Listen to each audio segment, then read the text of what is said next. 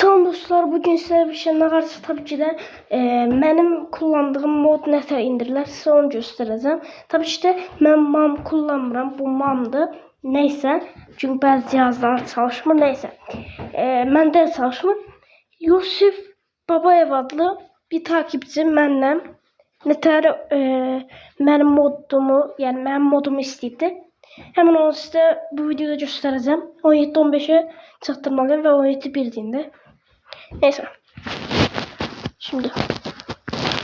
İlk önce Play Store'a MAM yazırıq. Sonra ise burada add-ons'a basırıq. Siyarcığa basırıq. Buradan Boralo yazırıq.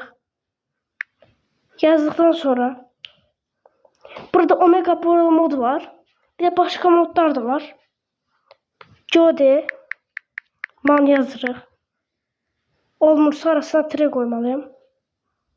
Yok olmuş. Arasına tire koymalıyım. Ya da başka bir yerde.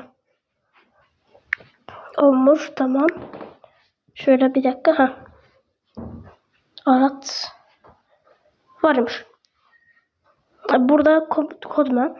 Ben tabii ki de bu Codman, buradaki Codman modunu kullanırım ama MAM'da değil, başka bir uygulamada, ama MAM'daki ile başka bir uygulamadaki eynidir. Yani o da dedi. Neyse.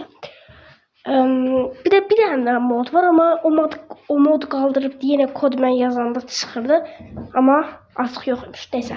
Hadi bay bay. Like atıp abone olmayı unutmayın. Bildirim açsanız hızlıca haber alabilirsiniz.